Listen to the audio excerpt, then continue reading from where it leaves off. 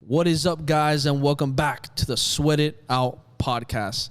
Today, we have back the first person that we've had it's been a long time first time we have anybody back that's been on our podcast before. So we have the privilege of having our boy back on the podcast. The first one, guys, he is labeled the world's #1 sales trainer of 2021, founder of World Class Sales Agency, has trained over 1 million plus sales people globally. Guys, you already know who this is. Let's do it. Help us welcome the one and only Daniel G. What's up, baby? Up in here. We need claps. Woo! Hey, let's go. What's up, man? We're going to have to post-edit those in there for you. So, brother, what's up, man? Feeling good, man. I just moved down to the city. So you guys came out to my event. Spontaneous move down here. I decided why not kick it in Florida for a little bit. So we had an event here in Miami in December. The event went well. You guys were at it. You guys have a fun time? Great time. Man, it was great. Good. Great time. And just setting up shop here, setting up the businesses here. Super excited. So, dude, you obviously had a success back home. Mm-hmm. What is it that now made you want to come over here, and now you're getting this shop ready out here to just start kicking ass? Man, your guys' population is much bigger than Canada. That's one of it, to be honest with you. Like, I'm always looking ways to, increase my reach, right? A lot of my audience and supporters, people that follow me, people that want sales jobs, sales opportunities, a lot of them are in the States. So I decided to, you know what, let's set up some stuff here. Let's get an office going here. A lot of my connections are here. A lot more clients will be out here. Guys like you, that have programs, courses, consulting. And the weather's better, dude. The weather Can't beat that. Can't beat Florida weather. You can't beat that. You can't beat Florida weather. You can't beat Florida sunsets. That's right. That's So, right. but yeah, and it's a lot easier to do the events here rather than going from Canada to come back to the States and go back to Canada, because I'm always doing tours and 90% of the shows are in the States. It makes sense that, I centralize myself here. Right? Totally. So how is it that you grew your audience specifically down here? How'd you grow a massive audience? Well, you said States, but you have a huge audience in Miami. Yeah. I think it's nothing to do with that was strategical at all, right? Like, I don't think there was any strategy behind. That's because Daniel G has a little Miami spice already. Yeah, that's what happened. I don't think there was I think that, the teams and organizations that were training were heavy in Miami. It just so happened to be that the people here and the leaders here that were training in certain organizations, they had, big companies, large teams, large sales forces here down in Miami. So it just, New York, Miami. It used to be like New York, California heavy. And then I felt like, Miami's done a huge shift in terms of my audience, like big shift of my audience. I would say like at least 50-60% of the audience is down here in Florida. That's crazy. That's nuts. That's crazy. Well, I'll tell you right now, like, well, I'm just going online stats. Still, dude. Well, your online stats are huge. So, Yeah. so, I'm pretty good stats. Yeah. Look, I'll tell you the crazy thing is that, and he will say, Miami right now has grown so much. If you saw Miami, just what it was 5-10 years ago, you'd be like, what? So, I believe it, especially so many more people moving down here from other places. Like we were talking before, off camera, for business, other reasons, they're established or they're starting business, investments. It just makes sense. It makes sense to be in a state that, first of all, there's no state tax. The weather's great all year long, and you got beautiful people too. Now, let me ask you this. Since you're here in Miami now, are you looking to hire people here in Miami to work with you? Or? Yeah. I'm going to have sales offices here. We're just discussing it. I'll open up a sales agency office here in Miami, hire a bunch of salespeople from every walks of life, do more events down here. So, yeah, for sure, 100%. Are you planning on modeling the same stuff you were doing in Canada down here, or are you approaching it in a completely different way? Same way. Yeah, the agency that we built out, we have systems where it can be duplicated and replicated in any single city, right? So yeah, same model that we have. You guys understand it. So same model that we have in Canada, can do the exact same thing here in Miami. Love that. So Daniel, let's bring it back. Let's rewind it, because obviously you're very successful at what you do. people from the podcast before have heard, you know, part of what we were talking about, your expertise and part of your story. But I want to bring it back for new listeners who maybe haven't heard that podcast. What is it that first got you into being the salesperson that you are, the tremendous salesperson that you are, and, you know, just acquiring all this success, man? You know, bro, for me, like, it was, I guess when I was young, I didn't see it as sales. I just had like no choice. So I always said this, I see myself as a worker. I didn't see myself as a salesperson because I started in door-to-door sales. So I wasn't like, oh, okay, I'm going to become this sales guy. When my parents split up, I'm like, shit, I got to make $1, right? So I started, you know, there was an opportunity. It's just funny the way life works. Like, I was in my high school at the time, and probably grade 10, maybe grade 9. So I'm 14, right? I'm 14 years old, and we're all going downstairs to lunch, and there's this sign, right, in the middle of the foyer, in the lobby, and it says, if you want to make $100 to $500 over the weekend, sign up here, right? Like, just sign up here if you want to make $100 to $500 on the weekend. So it just goes to show, like, so many people, like, you know, we're walking by the sign, just walking by, and I'm like, fuck, everybody's broke, and I know that. Like, everybody's asking people for money, and the sign says right there, 100 to 500 people. But it just, this just everybody's goes for, ignoring it. That wasn't just high school. People do that right now. They're like, hey, there's an opportunity, people walk by it, right? Skeptics are everywhere. Cynical people are everywhere. So I got that good look and the good glance of it when I was 14 years old. I'm like, fuck, sign me. I don't know what the heck it is, but sign me up. 100 to 500 bucks. I'm signing up to this thing. So I started a door-to-door sales job. That first weekend, I think I made exactly $970 on Saturday and Sunday. From then on, I was hooked. I was in door-to-door sales. I was doing aeration. And, you know, I did super well. I built up my own kind of like, and again, I didn't know I was in sales. Yeah. I thought I was just and a lot of it was self-taught too, right? Yeah, a lot of it was self-taught, but actually, you know, I picked up my first sales book when I was young. Like, I picked up How to Master the Art of Selling, I think when I was probably 16, 17. Brian Tracy's books when I was young, Zig Ziglar. And it's not like, you know, my dad was in real estate sales and in suit sales, so he would have these books. So when I was doing my sales gig, I would kind of look at it, right? I was a DJ too as well, so my DJ booth in the basement, right, was right above my dad's bookshelf. So as I was DJing, right, trying to prep for the club, because I also used to be a DJ. I don't know if people know this. That you didn't bring up in the last one. I used to rock the clubs when I was like 15, 16, 17 at a young age. Used to sneak into clubs. So I used to be a DJ. I used to spin house music. I used to make my own beats. But I also used to be in sales. I was a hustler. I used to be in sales during the day. I would look up though, my dad's, all of his books were there. So like I grabbed my first book when I was like 15, my first sales book. And yeah, man, I would study sales, the whole sales cycle when I was young. Like, how, you know, how do you build rapport with somebody? How do you have a conversation? How do you qualify people? You know, how do you close somebody? How do you follow up with somebody? I was learning that at like 15, 16. And at that age, when you're learning shit and you're 15, 16, you're a fucking sponge. You know what I mean? Like by 20, I felt like I already went to the University of Sales, and I never stopped learning it, right? Same. So I got into a bad period, which was like college and university, I say, because I should have fucking stuck with sales. I was in that for about a year. When I left college and university at like the age of 20. You took a hit on the sales stuff that you were doing. Yeah, like I stopped sales for like a year, right? Oh, so you completely stopped. Yeah, because, you know, I was in a business program, and then I had a prof say, if you wanted to make 6 figures coming to this program, you're in the wrong place in the wrong program. I'm like, beat it, I'm done. But then I just got back into sales, and I studied sales. The moment I got back into sales, I was in a B2B sales job, I went back to studying sales, right? And the problem with salespeople is they feed off of their charisma and good attitude, but that only takes you so far. That may take you to $100,000 paycheck. You know, that's not gonna take you to $250,000 a year, $350,000 a year, $500,000 a year, good charisma, good attitude. No, like you're gonna have to study the strategy behind it as well, right? Yeah. So I was mixing in, you know, the work and the sales. I was in a B2B sales job, listening to every podcast I could get my hands on. I was going to the seminars, taking my commissions, investing into coaches.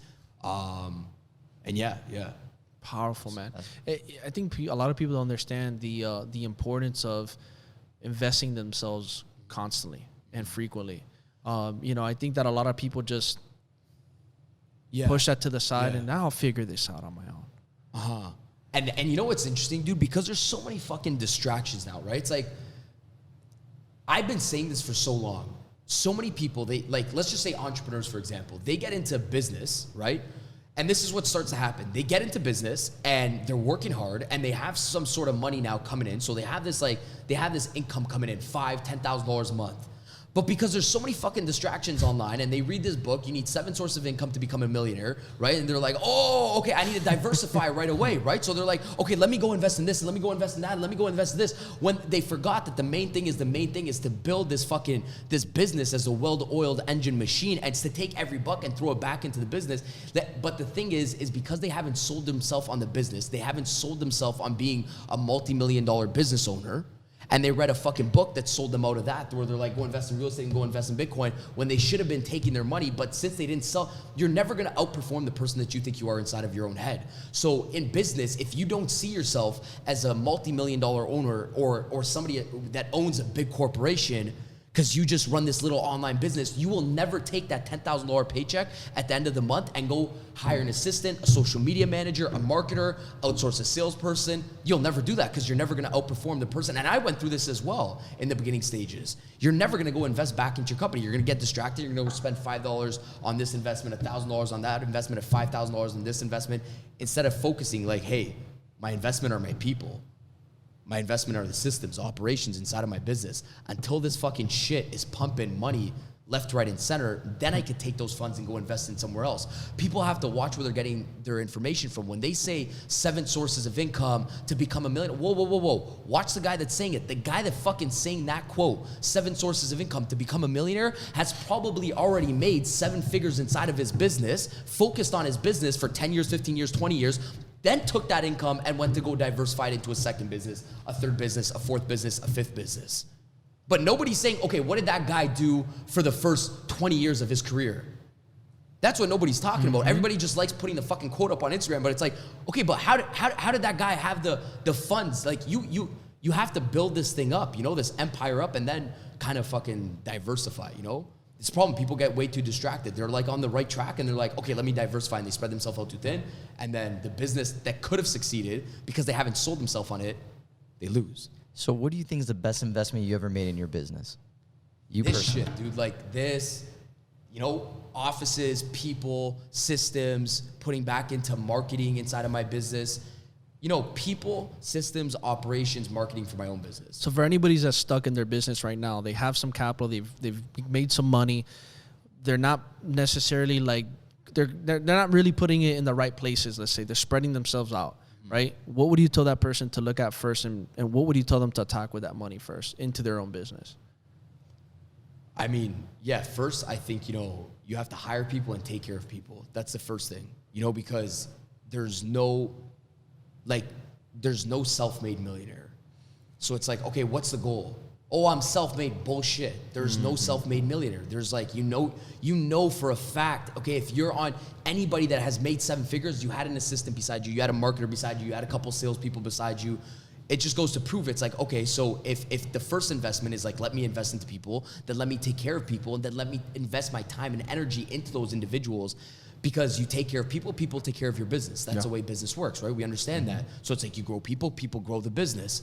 So the first thing is, take care of people, train your people, which is important. And if you can't do that, get somebody else to train your people. Hire somebody else to train you. If you have salespeople and you're not the best hire a sales coach to train your people, right?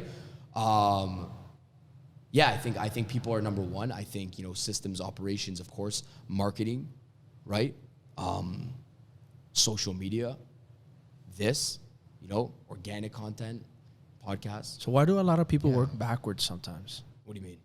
Saying like, why do a lot of people end up going that first route of thinking that they have to start moving their money in all these different places because right away? Distractions, or they don't believe in themselves. Exactly. That's the first thing. And then when you don't, you get distracted. Like I said, right? Like the moment you're like, okay, I don't know if my business is going to be sustainable. So there is option B's inside of people's head. So that safety net game. Yeah. Like I think any true-bred entrepreneur doesn't have the fucking maybe mindset. I think any true-bred entrepreneur is like, okay, when you make something a must, your subconscious does everything and anything to fucking get it done. It's like when you owe somebody. It's like there's an A, there's no B. Yeah. Like it's a fucking A. Yeah. Like it's like if you owe somebody at the end of the month $50, you owe a cell phone bill $250, and you have to pay it, and there's no fucking option B. Your subconscious does everything and anything to get the $250. You go sell a pair of shoes. You go ask somebody for money. You go do this. You go do this because there's no maybe. So the problem is that when people get into business and they don't sell themselves on the fact of being a multi-million-dollar owner, anytime you even get close, it's gonna kick you back down because you haven't sold yourself. You're never gonna outperform the person. How do you start rewiring that thought process for anybody out there who's going through that? How do you get them to rewire that way of thinking? You mean to sell yourself on the business? And your own business, to believe in truly your own business, that is your sole thing. That's what you need to focus on and put everything back into. Listen, I mean, to me, first of all, I have all the capabilities that you guys have. When I was growing up and building my business and I would look at people, right? I would catch myself sometimes and be like, all right, let me idolize that guy and let me idolize that guy, right? And then I would just look at them. I'm like, this guy fucking takes a shit. I take a shit. Facts. Straight up facts. The fuck? Everybody takes a shit. Like, this guy goes to bed, I go to bed. This guy walks, I can walk. This guy can talk, I can talk. We are at equal opportunity here. So the first thing is like, what sell myself? Like, you're a human, I'm a human. I got the same capabilities, but the moment you put other individuals, like they're superhuman, or that you put them on a pedestal, it's when you lose, because then you're like, okay, like it would be nice to be half of Daniel. You fucking lost. Like, just why? Why you idolizing me? Just be like, yo, man, you're amazing. I appreciate you. You inspire me, but I just want to let you know, at one point, I'm going to overtake you, Daniel. I'm going to kick your ass. And that's the whole point of business. Like, you know what I mean? It's like, hey, I'm grateful for you. I'm inspired by you, but you're not like some superhuman. You're just Daniel. Like, that's when everything shifted for me. When I started looking at people, I'm like, this guy's fucking human. We went through the same events just in different detail. You go look back at people's stories, 99% of these fucking millionaires and people having successful businesses, they all started from the bottom. You know what I mean? So, I mean, that's the first thing. I'm like, listen, I'm a human, they're a human. And what about culture? So when you're bringing in people into your organization, what are you looking for? It's like, hey, this is the guy I got to invest in. Man, willingness, hunger, and desire. It's like, you bring in people into organizations. Everybody's like, oh, I'm going to work hard. I'm going to do this. I'm going to do this. Everybody talks a big fucking game. And the problem is this. I think there's two spectrums of it. One, people hire based on talk. And it really doesn't matter because, you can't judge somebody when they come into the organization, think they're going to be good or think they're going to be bad, because you can only filter out hunger and desire when they start selling inside of the business, right? Like, you can only filter out willingness and like whatever it is when they're starting to be in the organization. We never know who's going to fucking work hard, right? And especially if it's sales. Like, sales is a volunteer sport half the time. Like, we're paying commissions, right? So at the end of the day, it's like some people judge way too early on. So they're like, okay, you know what? I think that guy's gonna be good because he had a good sales career before. That social media girl's gonna be good because she did this, blah, blah, blah. She's gonna be good inside of my business. But it's almost like you gotta bring everybody in, right? The cash clerk, this person, and just see who has the most hunger and the most desire to freaking learn that comes inside of the business, right? So it's like it's like you bring in, then you filter. You don't filter, then bring in. It's like you bring in, then you filter, right? Mm-hmm. And now to answer the culture question, so that was like the way. Culture is this. You make everybody, right? You don't make anybody feel more important or less important based on who they are and what they can achieve. Everybody is equal, and that is culture. You treat everybody equal, that is culture. You kiss everybody where they're at, that is culture. You love everybody where they're at, that's culture. Just because somebody doesn't produce or doesn't have the skill sets as somebody else, it's not like you bash that other individual. It's like, hey, I'm gonna kiss you and just be grateful for you being part of our team calls, for you being part of supporting with this. Because the whole building, everybody needs to play their part. Not everybody should be the winner inside of the thing. It's like the building's fucking built because the bricklayers were there, the engineers were there, the architects were there, the project managers were there, and you just gotta kiss people where they're at. And eventually, and this is why that's important. The reason I think why, because everybody needs like a shot at bat inside of business, right? Salespeople. It's like, if you judge way too quickly, maybe you're like, fuck this person, I'm not gonna give them attention, I'm not gonna love them, I'm not gonna give them no recognition outside of my calls. How do you know? There might be a point in that person's life where something so fucking bad happened, because in life, people start peaking when they're weak. So they start working a lot harder. They start looking at the opportunity a lot more when something bad happens in their life. That's just human instinct. We have a lot more urgency when we break up, when we lose our job, when something happens. So there may be a time in that person's life where they just went through a bad breakup. They can't pay their bills and they're inside of your organization and you weren't loving them the whole fucking time, they're gonna leave. But if you were loving them the whole time and you know, you were kissing them where they're at, and they're weak at this point, and they're inside of your vehicle and your operation, right? Or your organization. Well, now because you love them where they're at, now they can fucking work. They're gonna put in all the work because, you know, when they peak, when they're weak, they start peaking, I say. So like, to me, it's like culture is loving everybody where they're at, realizing that it's a timing game, right? Maybe Janice doesn't want to work the sales right now and it's volunteer to bring in leads or whatever the case is, but at one point or another, something happens in her life, now she needs to fucking do it, and I'm the first opportunity right there. And you probably heard me say this on social media. It's just, that's the same thing about culture and consistency. I'm like, wouldn't it fucking suck? Because people was like, oh, consistency builds trust. Yes, of course. Posting builds trust with your audience. I get it. Like, you know, your audience has to see you a million fucking times before they give you $1. But at the same time, you know, if this is my example about consistency, what happens is this. People are like, okay, let me post Monday, Tuesday, Wednesday, Thursday, Friday, Saturday, they take off, and then they go Monday, and then they have this whole consistent thing. I'm like, imagine this. This is like one day can change your whole fucking life in business. I'm like, imagine you posted Monday, Tuesday, Wednesday, Thursday, Friday, Saturday, Sunday, Monday, and then you just kept on doing it for 28 days straight, right? And then you got a little bit exhausted, and you're like, oh, I don't see results because you don't see nobody responding to your post, nobody's liking your post, blah, blah, blah, blah. So you're like, fuck the live streams, fuck the reels, fuck the TikToks, and then on the 29th, Michelle, the manager that just got fired, is on social media scrolling. Daniel didn't post on the 29th. She didn't see me there, but the same guy in the same industry made a post, and she went to him, and I lost out on my best salesperson, right? Because I wasn't posting that day. That would freaking suck. That's the point of consistency. So it's like, it's always a timing game.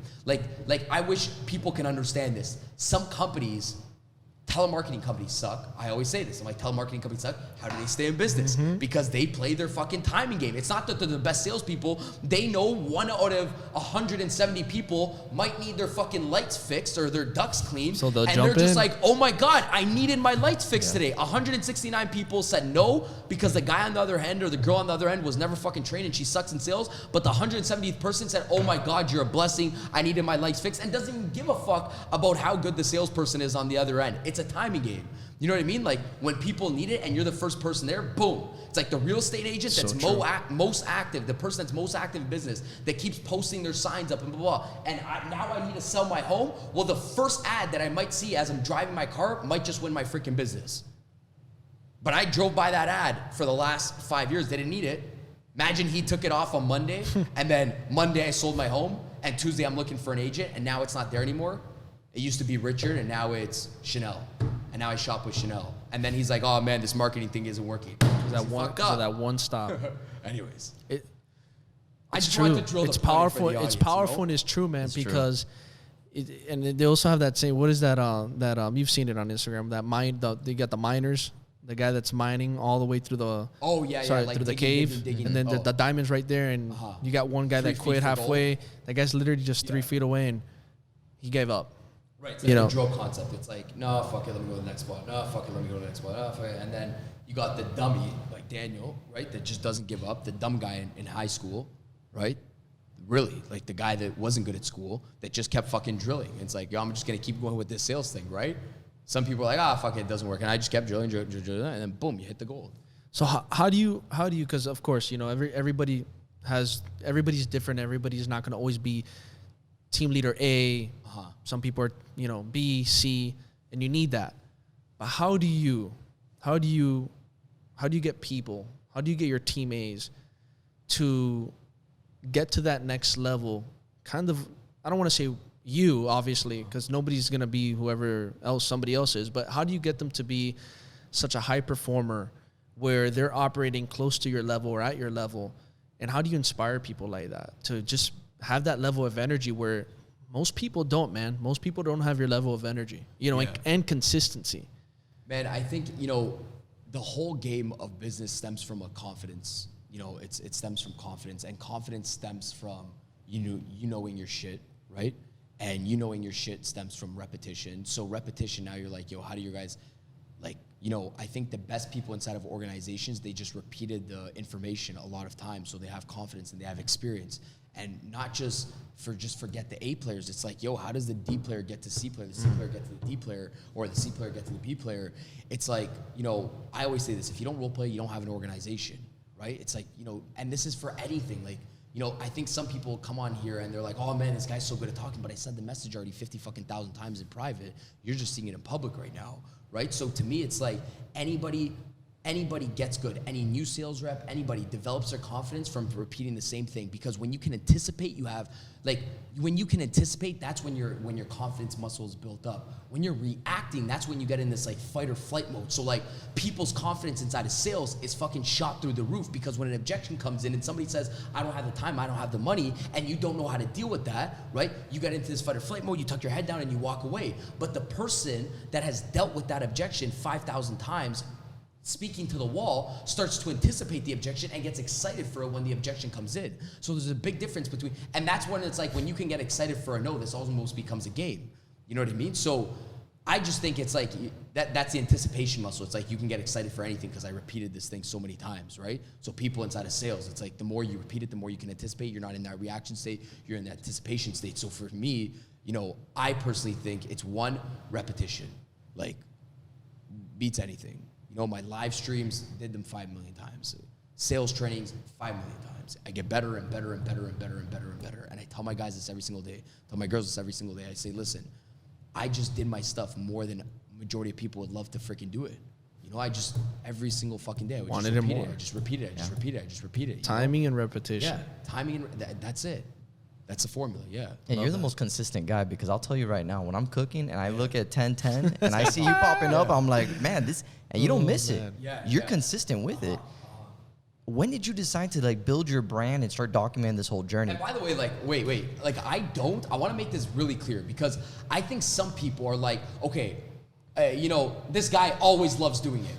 That's bullshit. Like, you know, like, I don't know, last night I was feeling off. You know, but fucking 10-10 came and I treat it like a job. So it's like whether or not I decide, because I show up, man. Yeah, like You 30 show to 40% of the time, I guarantee you, out of the 10 live streams that people watch every single week of mine, there is at least 3 to 4 times that live stream where I'm like, I don't want to fucking do it, right? That like I think people are they have the thing where they're like, okay, I'm gonna do it when I feel like I need to do it.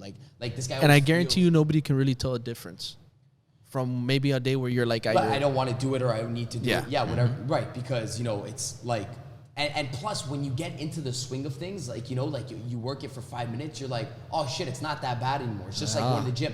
Like the thing is like this, the muscle is not fucking built on the days that you want to go to the gym. And it's the same thing in business. People are listening and they're like, what do you mean? The muscle is not built on the days that you want to go to the gym. The muscle is built on the days that you don't want to go to the gym. And the people that you see that have great bodies, they showed up when nobody else wanted to fucking show up. Because 9 times out of 10, yes, it's hard to get to the gym. Maybe your body's sore. Maybe you want to go out to the club. So the muscle is built on the days that you don't want to go to the gym and you still fucking go to the gym. The business is built on the days that you don't want to do it, because that's when the majority of people fucking quit their business and you still show up no matter what. That's when the business is built, on the days, and it's only a very few percentage of people that show up on the days that, you know, nobody, the muscle is not built. The business is not built on the days that you want to do it. The business is built on the days that you don't want to fucking do it. And that's when the business is built, right?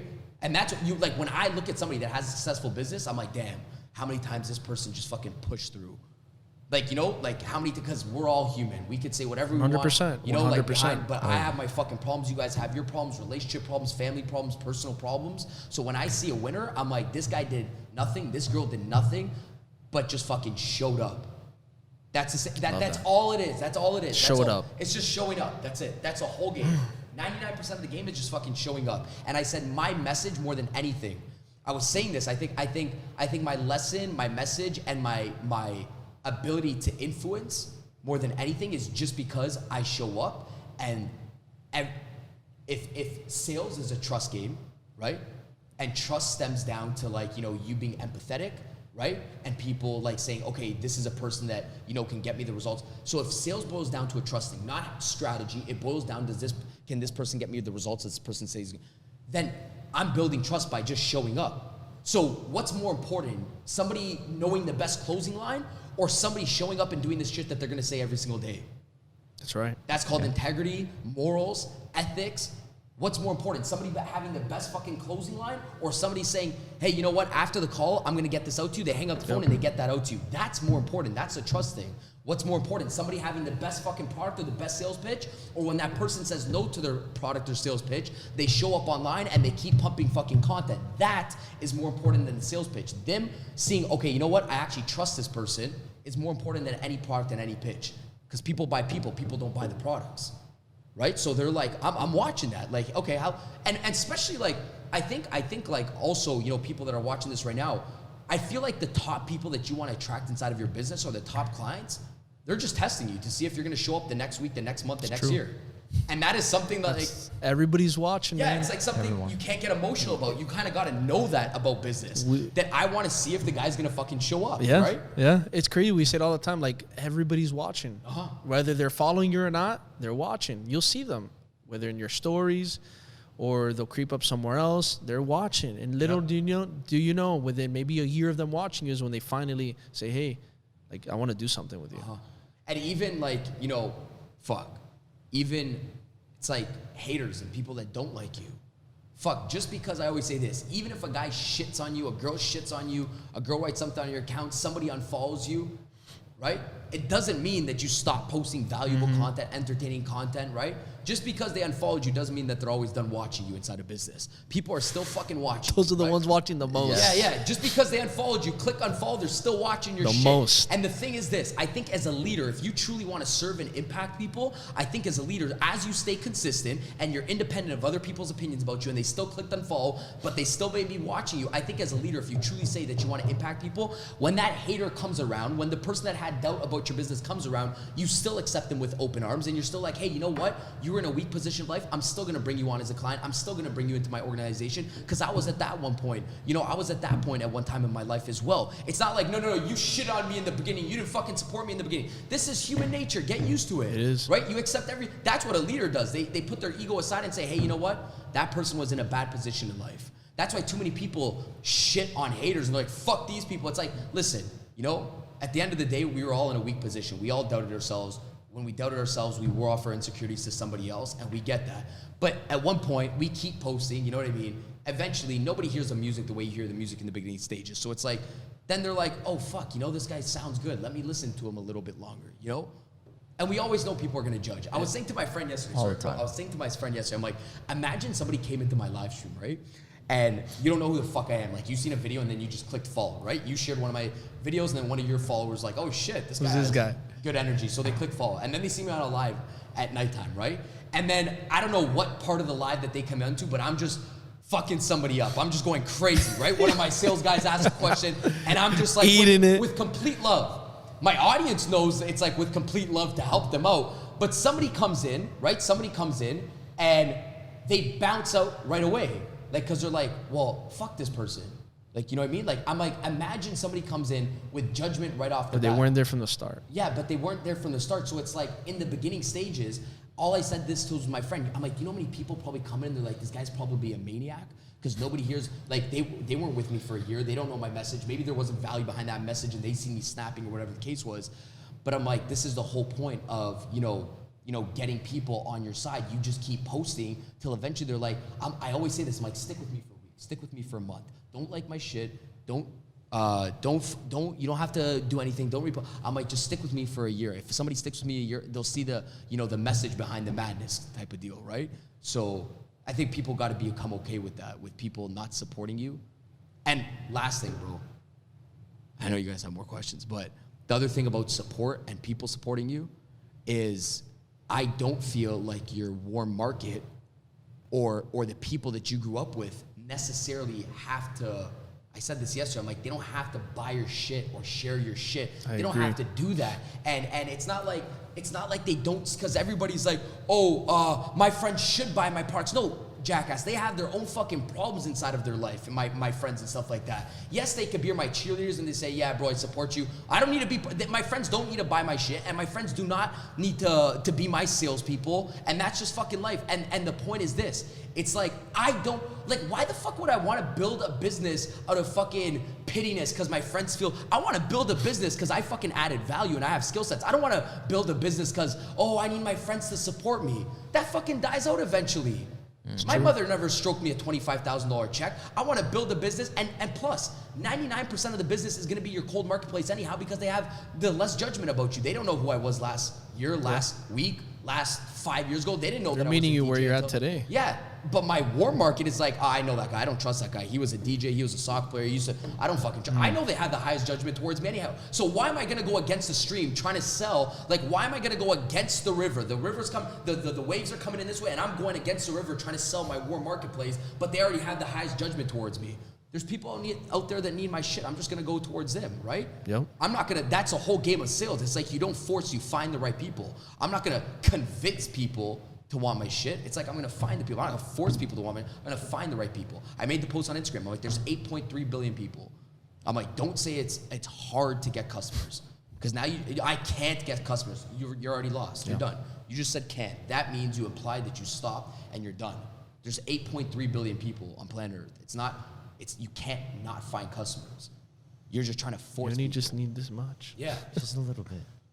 So when the light bulb hit and you said, hey, you know what? I want to start traveling around, start doing these events. Like, what got you motivated for that? I just think when I was doing, I was working my sales business. It started once I was done sales. Actually, I was already in sales. The whole me training the sales teams and people, I was still in sales at the time. And I said, I'm going to train a school one day about how to get a sales job, right? So that was my first thing. At a school? Yeah, I'm like, I'm going to train a school, a High college. school? Oh, No, college. college, how to get a sales job. And I was in medical sales. And one of my friends, he's working at engineering sales, right? So we just went into the school, and then I trained a classroom. Like, I guess, I don't know how I emailed the teacher. I'm like, hey, let me teach people how to get a sales job. I'm a dropout college student. And He I know literally you have, put that. I know you have a, yeah. And I'm like, I know you have a sales class, right? It was a sales and communication class, right? And I would love to show them what it takes to get a sales job and the skill sets that are required, et cetera, whatever. Went into that class and trained them. It was like 40, 50 students in that class, a small sales class, right? It was a program inside of the college. And it was game over from there. A kid came up to me, right? It's like early 2017, beginning of 2017, late 2016. A kid came up to me, he's like, yo, dude, like, you changed my fucking life. How to approach people, how'd you get the job, how you got your job. And when he said you changed my life, that felt better than any commission check in the world that I've ever received. And then I said, okay, I know I still got to do this sales thing because it's making me a lot of money, but there's no fucking way in life that I am leaving this world without going all in on this thing, like of, helping people out, whatever the message is. I didn't have a strategy. So it all started from, like day one. I started once I left medical sales, I took a jump and I started events from day one. I had 3 people at my events, 4 people, 5 people, 6 people, and it just started you were growing. telling that story. Yeah. And it helped me in terms of my back-end business as well, because as I was training salespeople, I can hire these salespeople and then I can outsource them, and stages helped me connect with more entrepreneurs. And I was doing other people's stages early on, right? I was doing my little workshops, but then I got hired for other people's stages, especially in 2018 and 19. And then I just realized, I'm like, fuck, I don't like doing a lot of other people's stages. And the reason being is because like people would give me like 30-minute keynotes, and I'm a trainer. Like, like I really like teaching somebody. You Okay, have to go in. Yeah, like I wanted to show somebody, hey, this is what you got to do in a sales cycle. And 30 minutes to me it didn't get my message across. So I said, fuck this. I'm like, I'm going to build my brand bigger so I can do my own stages, even of 100 people, 500 people, 1,000 people. But that way I can run it the way I want to run it. You know what I mean? Mm-hmm. So, yeah, that's it. Every year we just continue to build them out, right? That dude, badass, man. Yeah. Badass. Dude, look, I'll tell you right now. You see, we're going to say there's so many people out there that are going to call themselves number one this, number one that, and I get it. Like, why not? If you feel you're number one, call yourself number one. But I'll tell you, from seeing people who call themselves number one and me seeing you firsthand, it's just the way you approach it, the way you do it is what makes it stick out among some of the other ones that call themselves number one. Mm-hmm. And I'm not saying that they're not number one at what they're doing. Sure.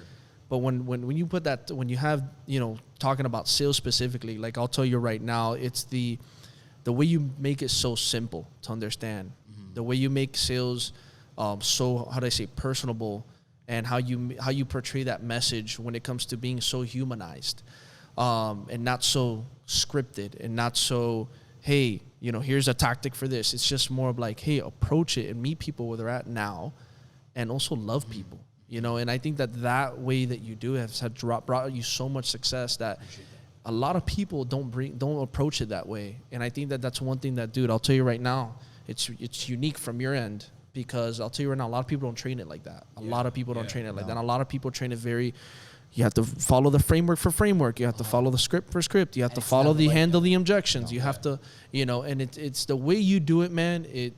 It's impressive, dude. It's very digestible, man. Right. Yeah. I appreciate you guys noticing it. Yeah. No, that was my whole point too when I got into training, right? I'm like, okay, you know, it all stemmed from a moment when I was in medical sales, and I'm walking out of a meeting, right? I'm walking out of a meeting, and I was shadowing. It was like one of my, you know, first years, and I'm shadowing this guy, and you know, he was, I guess, one of the older heads inside of the business, right? And I was in sales when I was young too, right? I studied sales, loved watching great sales mentors, etc. This guy doesn't close the deal, and you know, we were walking out to the parking lot to get in our car, and he was inside of a deal, right? Was leaving the hospital, and as we were leaving, his personality changed. Like, it went from like this sales guy, like so, he was so sharp. He had this like robotic kind of tonality. It was a little bit fake. It was a little bit robotic. And then boom, he was loose when we hit the parking lot, right? And I'm like, fuck, that's where people get it wrong in sales. And I'm just thinking this in my head. I'm not gonna go tell the guy this because I need to fucking get this guy's position in 6 months. And I'm like, that's where fucking people get it wrong, because it's a people's game. It's like people just buy from people when they're themselves. And that was my whole message. This is my whole message usually when I'm training sales, right? It's, yes, there's a formula, there's a process, but in that process, like I said, it's a people's game. People want to buy people. So it's like, don't lose the human touch. I'm like, if you wouldn't this was my whole thing. I'm like, if you wouldn't sound like you would with your boyfriend, your girlfriend, or your fucking best friends, don't go fucking say it to a customer. Mm-hmm. It's like people smell it more than ever. But why does that happen so much, man? Because people, when they get into sales, feel like they have to be somebody else. Because now it's like that stigma where it's like, I'm in sales, I gotta be like, hi, Johnny, how's your day today? Dude, you wouldn't sound like that to your fucking boyfriend, your girlfriend, your aunt, your uncle. And those fucking people know that too. Yes, and they know it. And it's the permission to say, hey, listen, when you're just authentically you, people will just fucking vibe out with you. They're gonna trust you a little bit more. If I were to just put somebody, say, hey, listen, go work this cashier job at Walmart, and somebody comes in and they're like, okay, well, I want to get all these groceries, and you're the cash clerk, you're gonna be like, sir, it's $87. Would you like to pay Visa or MasterCard, right? Visa or MasterCard, $87, right? Easy to ask for the money. You don't feel like you're a salesperson. You're just asking for money. Now you get into a sales job, and I'm like, all right, go ask for the sale. Ooh, and you start tensing up, because it's this thing where it's like, sales, like I can't do this, and I can't, and I think one stems from the belief. It's like, if you don't believe, if it's hard for you to believe in your product, you're never gonna ask for the money, because then you're always gonna start doubting yourself. If you have a little insecurity about your product, you're not gonna ask for money. I always say this, I'm like, every single objection that you get externally is typically an objection that you're having within yourself. So if you're getting a lot of money objections, it's because you still don't feel like your product can make people back a certain amount of money. So that thought creates a certain language in the sales conversation, which elicits to them saying, hey, you know what, I just don't have the money right now. It's maybe because you had a fucking money belief. Maybe you had a money disbelief, and that money disbelief translates into the sales conversation, and boom, the objection comes up. Oh yeah, right now I just don't have the money, because you didn't have the confidence inside of the sales conversation. You didn't have the language that advances people throughout a sale, because you still had a disbelief about money. Like, any single internal demon that we're facing with inside of here is typically externally what we're gonna see, especially in sales, in terms of objections inside of our business, right? So it's like, if it's almost like the thought of, when you're almost like scared of somebody leaving you, and that's the thought inside of your, like, a boyfriend, girlfriend, right? And you're like, oh my God, I don't want this person to leave. And then eventually it fucking happens. You're like, I fucking knew it. No.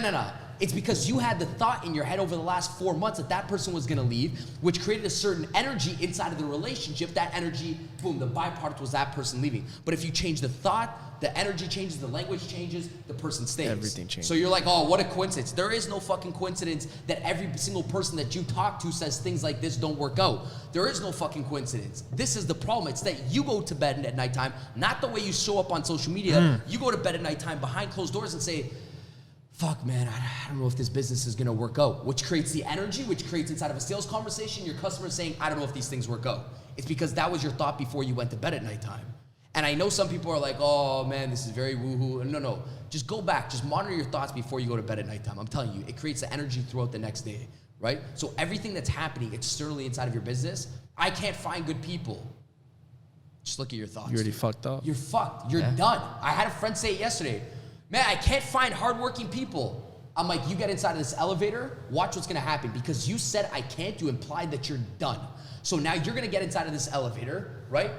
You're gonna leave. I'm gonna leave with you right now. We're both going inside of this elevator because you implied that you can't. You stopped looking because I said, you know what? There's so many freaking great people out there. I just gotta find the right one. My mentality is like, I just gotta bless the right person. I gotta find the right person. I go in, and because I know there's the right people out there, I'm gonna compliment the person. I'm gonna get in a conversation with that person. And what do you know? I fucking hired somebody great in an elevator, and because you said I can't, you stopped looking, and you're done, and it's over. Because you had the thought process, I can't. And the thought, it's just the thought that fucks people up inside of business. I know if you say I can't, it's because you've been thinking that all year, right? And you're never gonna attract people now inside of your business, right?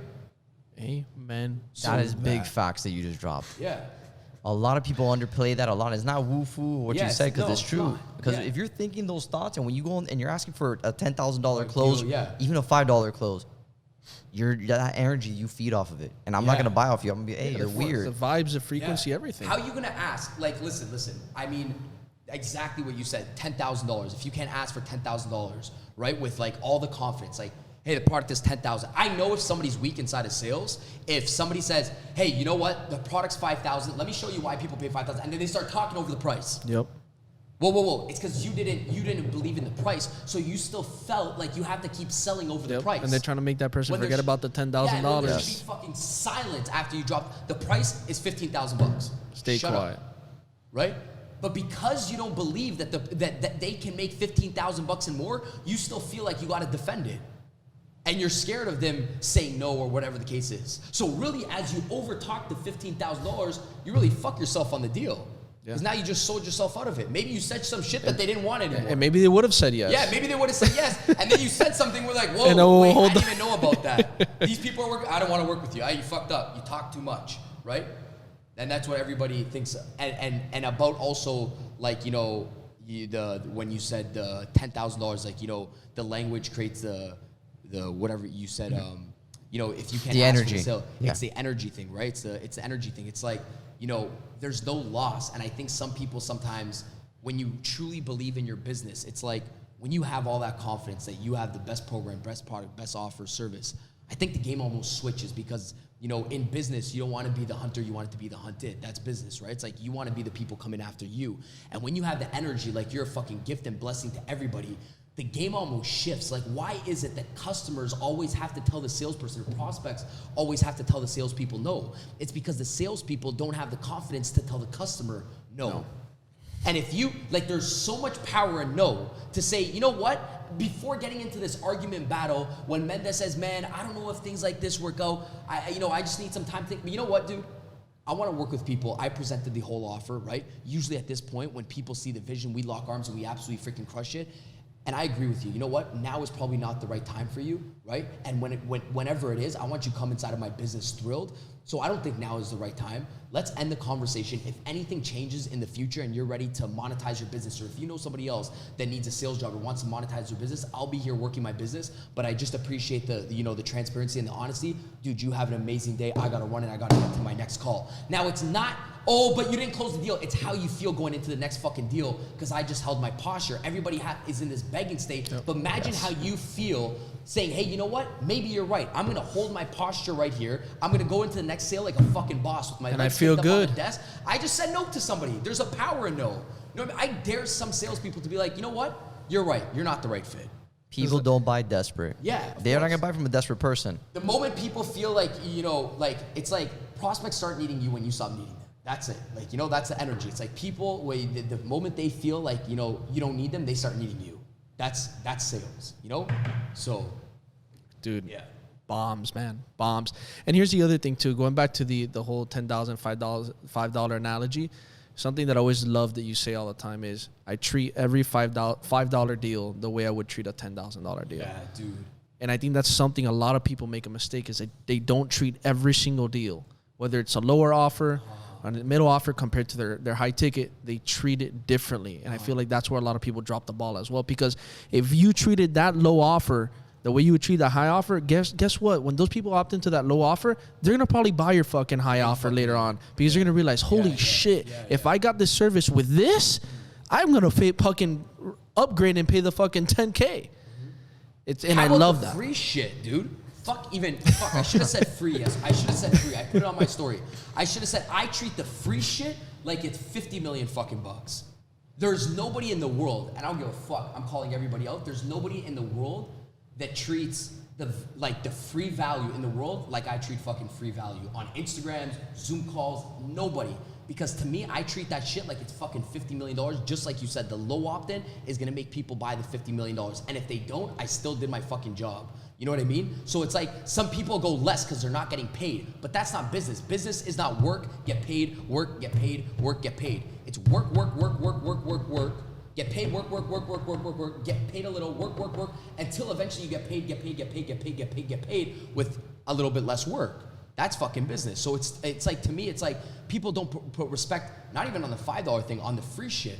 Like I always say, I'm like, yo, sometimes you don't gotta buy the $50,000 mastermind. Just come inside of my Instagram live. Just get a taste. I'll beam in somebody, right? No, or I'll go all out, man. I'll beam in somebody. I don't hold back. I'm not like, well, I'm gonna say that in my course, so guys, buy the course. I'm gonna say, hey, buy brother, you're the first one I hear all the time. All the time. Pouring in with everything. Yeah. Free or not free.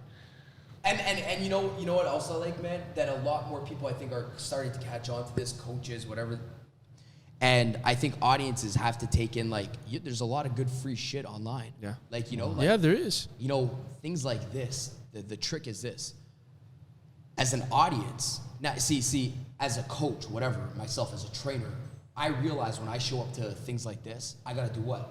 I gotta fucking show off and be the best. I gotta perform at my best. Like new audience, they don't know who I am. Like this is, I got an hour, 2 hours. So I'm gonna start saying a whole bunch of good shit. I love Think of it though. Think of it. It's true. I'm gonna start throwing it on because I'm like, yo, I gotta show off to Mendez's audience. I gotta fucking train these people to fucking fall in love with me in an hour.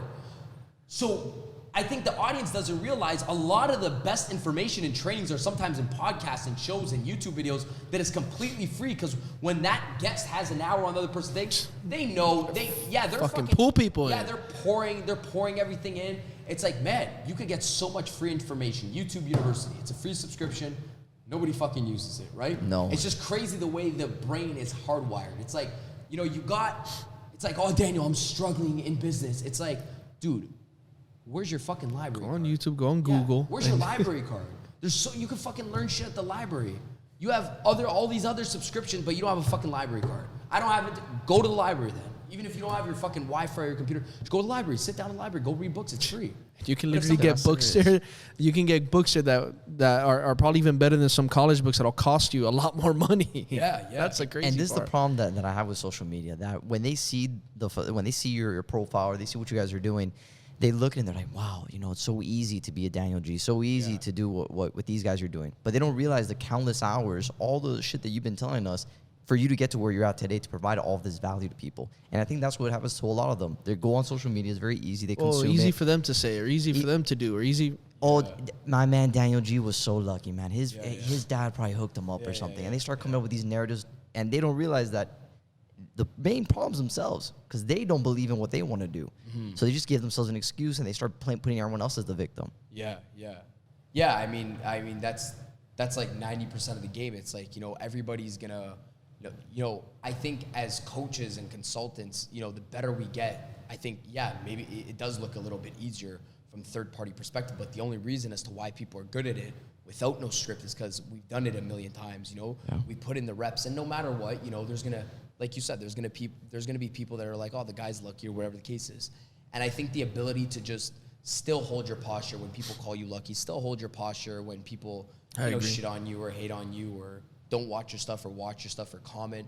You know, it's all a 360, man. I always say this. I'm like, dude, it's a 360. You just stick it in long enough, right?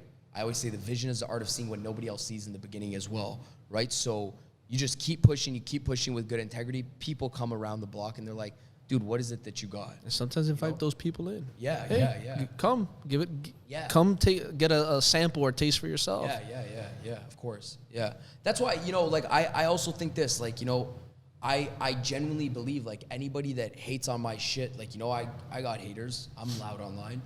I'm not that quiet. So,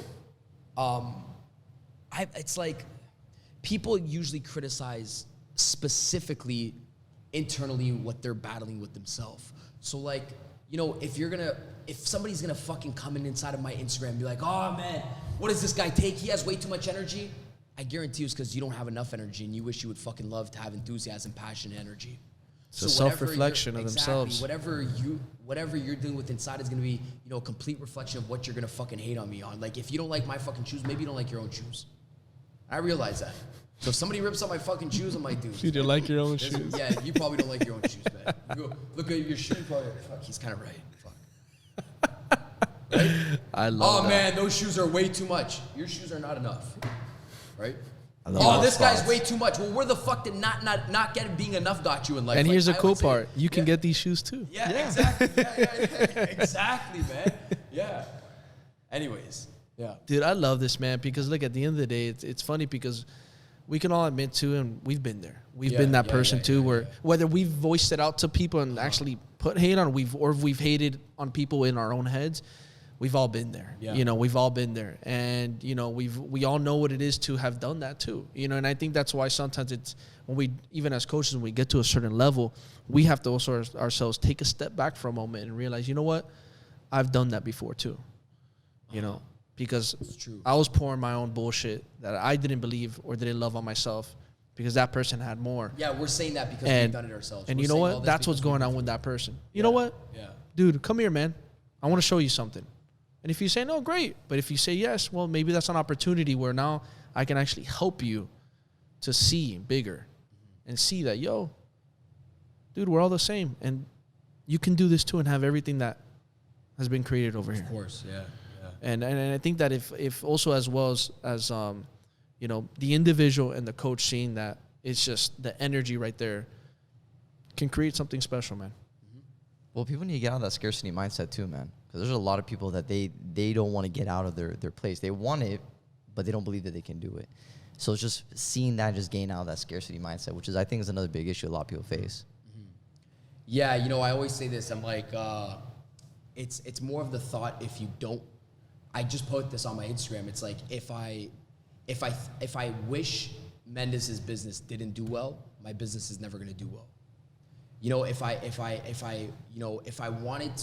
was mad that a fucking competitor is making more money than me, I'm never gonna be able to make money, because you can't shit on something that you wanted inside of your life, that you prayed for at nighttime. So you're praying for a big business, but when somebody else's business is growing, you start shitting on their business. So it's completely impossible, because you say you want financial freedom, but when somebody else gets financial freedom, you're like, well, fuck, why that person? That person shouldn't get it. They only did it for 4 years. That person started the business the same day I started the business. Why should they have it? So now you start questioning somebody else's success, and by you just questioning it, you fuck up exactly what you wished and prayed for at nighttime. So it's physically impossible to, you know, get what you want inside of your life. Like I said on that Instagram post, I'm like, if somebody wins, you got to bless everybody, because you know, you can't ask for one thing and then when somebody else gets it quicker than you, you start saying, fuck that person, I should have got it quicker.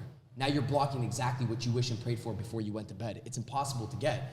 And I realized that inside of my business. I'm saying this based off experience. In the beginning stage, I'm like, why aren't I fucking growing? Because every time I said I wanted something and somebody got it quicker than I did, I questioned as to why they got it quicker. So I was wishing and praying for something, but then I'd seen somebody at my level just get it a little bit quicker, because that's just the laws of the universe. It works out the way it needs to work out. I questioned that, and because I had that thought process, not even saying it to that person, but questioning that or trying to shit on their parade even in my thoughts, I'm like, yeah, but that person should have it. I never got to the next level I got to. Because if you want abundance, it's like you gotta bless it for everybody. If you want money, you gotta bless money for everybody. If you want success, you gotta, you know what? I'm happy that my competitors are winning, my haters are winning, whatever the case is. I'm not gonna be able to shit on somebody and think I'm gonna walk through this whole, it's impossible, it just won't happen. It's not the way, the universe works. So brother, because I guarantee you, whatever audience, there's always gonna be people who are gonna love you, and there's gonna be people out there doing the hate thing too. Yeah. So for all those people out there, what would you tell them mindset-wise is the first thing they need to work on in order to start developing more of that winner mentality and get out of that scarcity mindset and actually start believing in themselves? What's the first thing that person needs to do right now? Yeah, I mean, the first thing is this. I think one is you got to realize whoever you're around inside of your life, it's going to shape all your beliefs, right? And you have the ability to not necessarily be like, fuck you to your friends, but say, hey, let me let go of, everything that I was, born, because we've been programmed by the people around us, teachers, aunts, uncles, and that shapes us, and it's not our fault. It's like, I'm not blaming people for saying like, oh, I can't become a millionaire. It's because your uncle that is making $65,000 said millionaires aren't created inside of this family. That's why you think you can't become a millionaire, right? So it's the ability to say, hey, listen, you know what? I was programmed wrong since I was a kid, right? And you got to be okay with that. Like, that's the first step. You got to be okay to be like, hey, listen, this was my fault. Anything like my name, that's not who I am. Somebody gave it to me. That's not me. My religion, that's not me. It's because I was born as XYZ. That's what I was born into, right? So that creates our thoughts, beliefs, actions. It's in your DNA, life, right? Exactly. So to me, it's like the moment you start, you're like, okay, let me look at my surroundings. First thing is, let me look at my surroundings. And my surroundings is always going to program me no matter what. So I'm going to leave, I'm going to disassociate from my current surroundings. What am I doing right now inside of life? Okay, what I'm doing, it's because I'm around these certain types of individuals, right? It's like, it's very hard in life. Like, if you're in a good relationship or you want a good relationship, right? Can't hang around a bunch of single people. No. It's hard. Can't even get advice from them either. Yeah, it's very hard, right? So it's like, let me get around the right people first. Well, Daniel, where do I find them? Well, first, are you committed to it? Yes. Okay, second thing, if you're truly committed to it, don't take your $20 and don't fucking go to the club. Take your $20 and go to the nicest hotel across the street. Get around the right people. Get around the right conversations. Get around the right conferences, right? Start attending different events or whatever the case is, because I guarantee you this, it's just one commitment can change everything. So meaning you take $100, $500, and then you go to a conference and you invest that $500 into a conference. One piece of information can change the way you think for a lifetime. Your subconscious brain will never go back to regular form. You'll never go back to going to fucking clubs, Drake, Rihanna, Cardi B, just because you took one. These people don't pay me to listen to their music, right?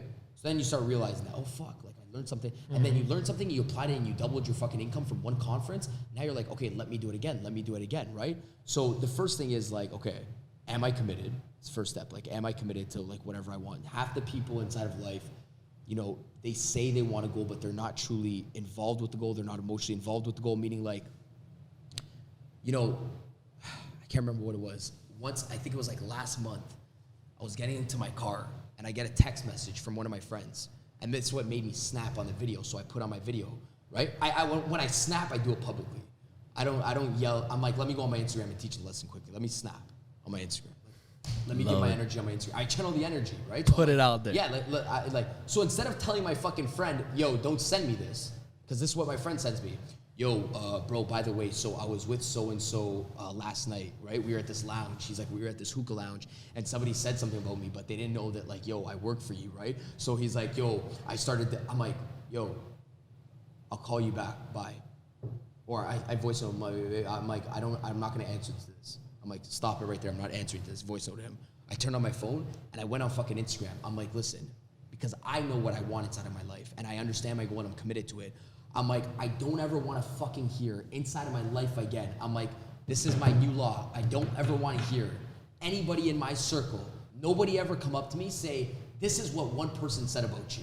I'm like, I can give 10 fucks about what one person said about me. Because if my goal is truly to impact 1 billion people, like I say I want to impact 1 million people, and that's truly what it is, then I don't give a shit about what one person says about me. My goal has a certain frequency, and that person doesn't meet I don't want to hear one person. I could give 10 shits about what that person says, what that relationship's having, what this person say, what that couple is saying. I don't give a shit. It doesn't meet the frequency of my goal. My frequency of my goal is to impact millions and billions of people. That does not reach the frequency of my goal. I'm sorry, leave it for somebody else, but because I truly believe in my goal, I'm not thinking small like that. And I think people lack energy inside of their business because the goal is not exciting enough, so one little fucking thing distracts it. I know you're not serious about your goal if 5 people distract you.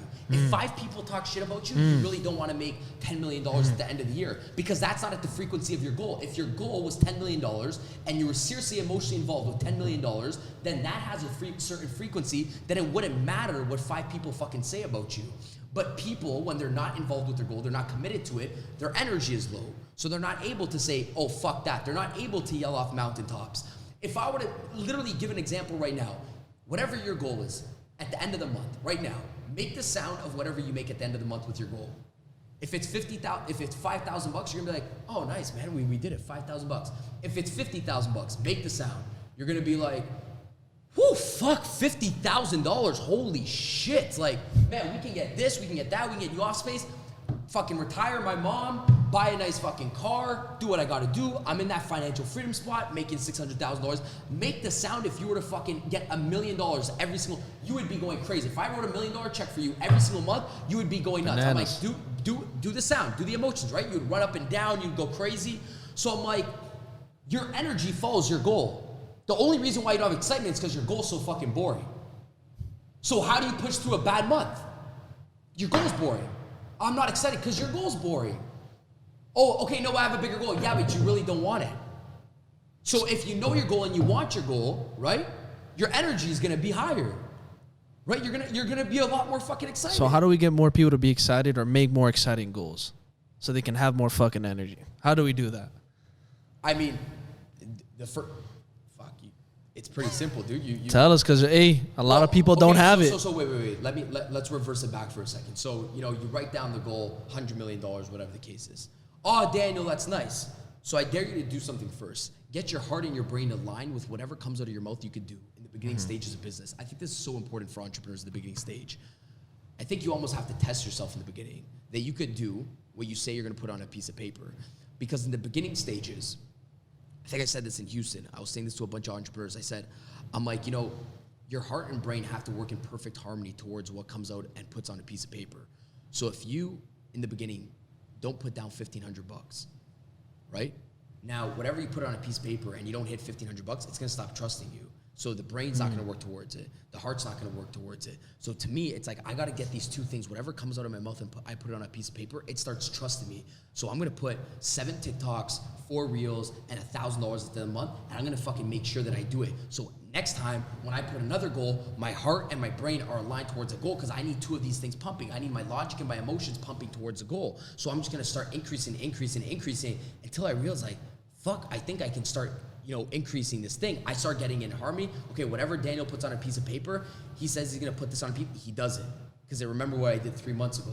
So first I gotta get those things synced up. Because nobody really does shit that they Write that down, guys. Yeah. Write that shit down right now. Because I gotta get that synced. Everybody wants to hit $1 million. It's like, first let me sync that thing up. You can't be out of sync in the beginning stages. You gotta get these things synced up to what you put on a piece of paper. Whatever comes on your mouth gets on a piece of paper. Now it's physical, now you see it. Now I gotta get these 2 things working in line with it. I gotta get logic and emotion working through it. I mean, yeah, that's the first thing. And the other thing is this. Now I'm gonna fuck with some people because now this thought just came to my head. Why would you let a goal be more worthy than you? So some people are like, man, am I even worth the goal? Is the goal even fucking worth you? You're a human. Why should a fucking number hold more weight than human capability? No, like, think of it. It's like we scare ourselves out by, oh, Lamborghini. You're a fucking human. You're allowing a Lamborghini to beat you? You're already worth more. It's a Lambo worth you. You're already worth more. Yeah. So sometimes I'm like, why am I psyching myself out? I'm going to fucking smash this thing. You know? So sometimes I'm like, fuck that. Is the goal worth me? Right? Should I up it? Is the goal even worth it? Then you start pushing yourself, right? So, anyways. Dan, you got me hyped, man. Yeah. Same here. I feel like we gotta do a live right now.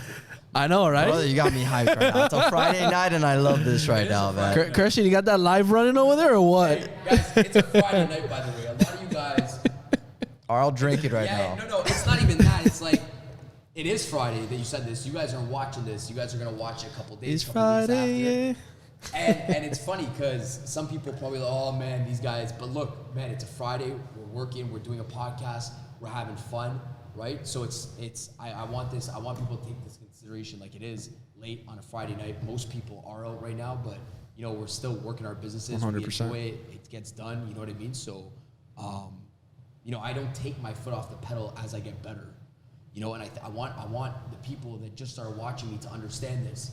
You know, in business, we all suck in the beginning of business. And what we do, the only way we start getting better is we start doing a little bit more. So we start working the numbers. We start contacting a lot more people. I start doing a lot more podcasts. I start doing a lot more live streams. And as I start doing more, my skill set goes up. And as my skill set goes up, I can do a lot less and still get the same amount fucking done. And that's where people fucking put business, because when they can do less and still get the same amount done, they start doing less. But in that period, since they did more, they got better, right? They should keep doing more. They should keep working the numbers and watch where they would be inside of their business. It's that most people fuck up. It's because when they start getting a little bit good, they start doing a little bit less. It's like, that's not when you take your foot off the pedal. That's when you fucking put it to the metal. That's when you're like, whoa, I used to call 100 people and only calls 3. Now I can call 20 people and still close 3. Imagine if I kept calling on 100 people. That's 15 deals now out of every 100 people that I call on.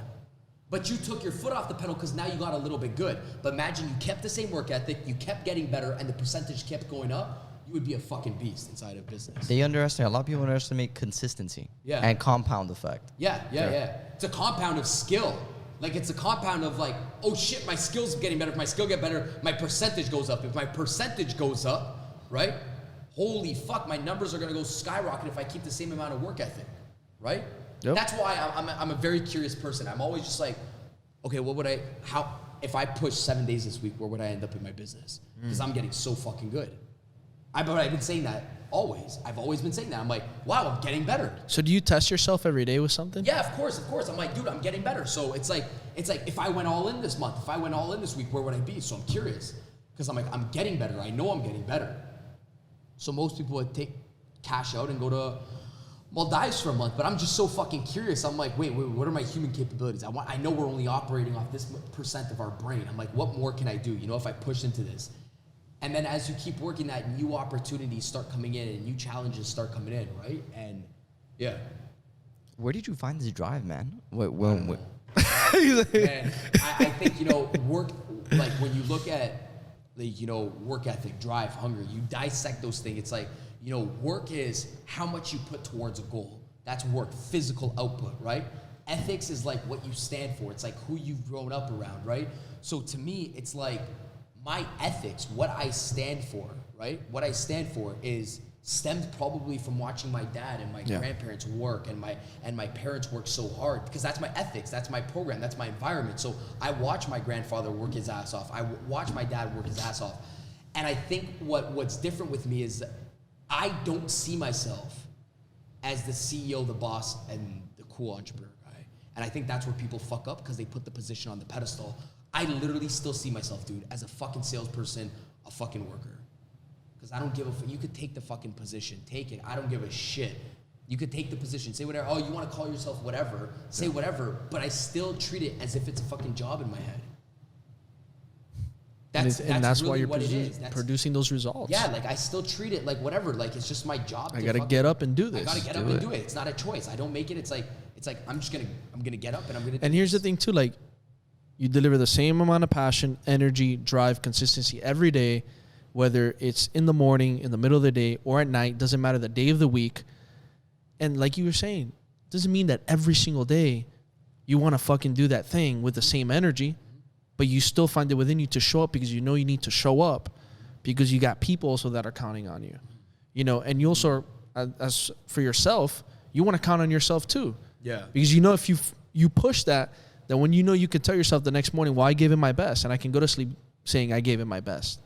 It's a good point, dude, because sometimes, you know, it's like you almost let people down that invested into you. Yeah. You know, and to me, that's huge. You know, people are waiting for me to show up and put out content and show up on a live stream, and their belief is in me. And it would almost be like an insult to the people that have supported me over the last year. That's the way I fucking see it.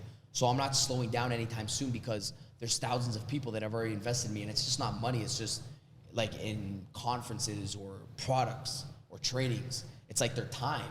You know, they spent their time with me that they almost need me to show up the next day because, like, you know, like I became their source of, hey, man, I need this guy in my business or in my life. You know, so it's almost just became like, I feel like I would let everybody down. It's a good point that you just said, right? So that's a lot of the time where it's like, yo, I got to keep my pedal to the metal because sometimes we always think so selfishly. We're like, oh, I don't feel like, yeah, but there's somebody out there that fucking needs you today, you know? And I think the people that are watching that are like, well, I don't have this big business and I don't have this big fan base or whatever the case is.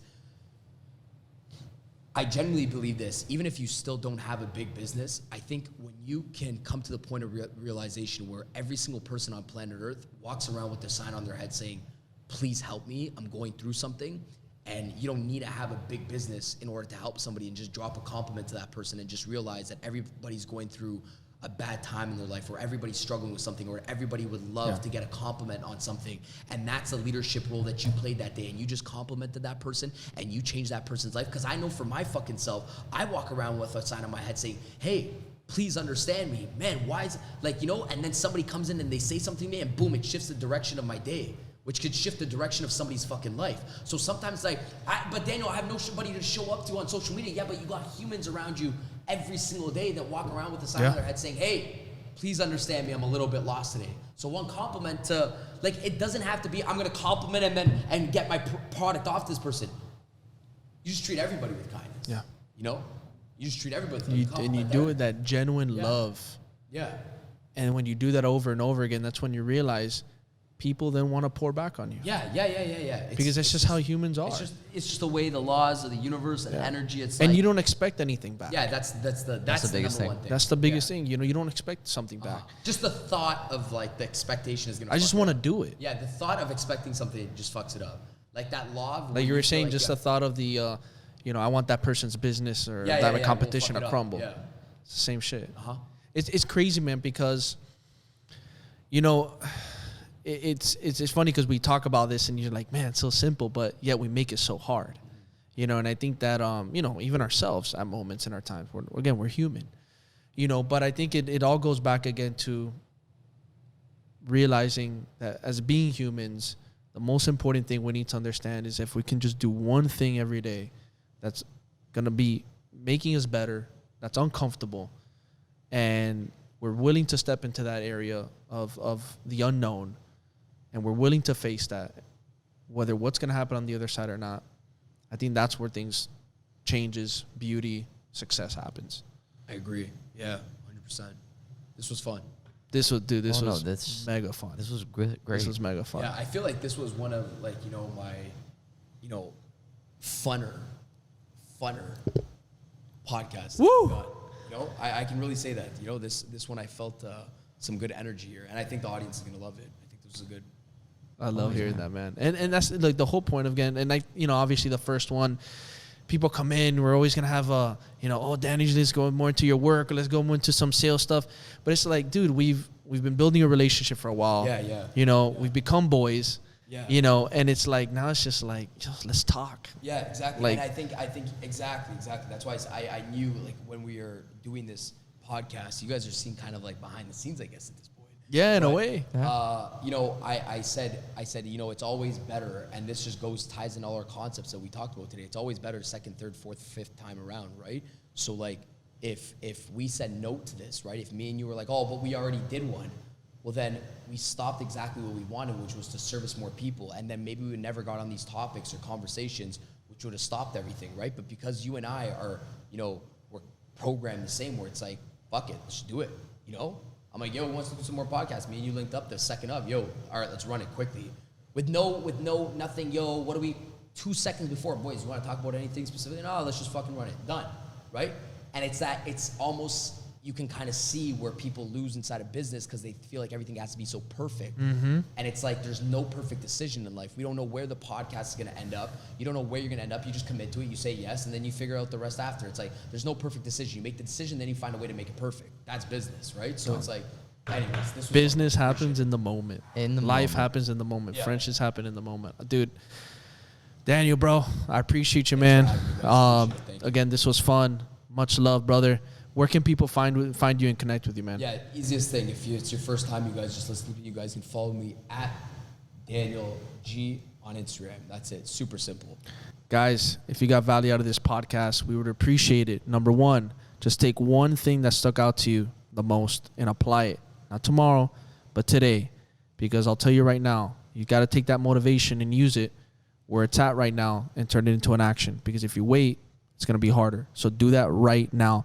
And I would do you guys another favor. I would like and subscribe, okay, to this podcast, because I'm saying this. I've done at least over 500 podcasts in the last few years.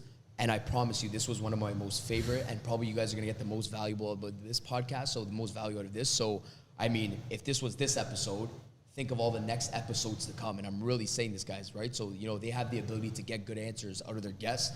So I would like, subscribe, share it, and they can give me a little bit of commission from it after. Ooh, I see the twist there, baby. No, but you guys should. That's the closing statement. Okay? You guys should like and subscribe to it. Appreciate you guys having me. No, I appreciate it. Thank you, brother. Guys, till next time on the Sweat It Out podcast. This one was fun. The next one's going to be funner. And let's see when we get to the funnest.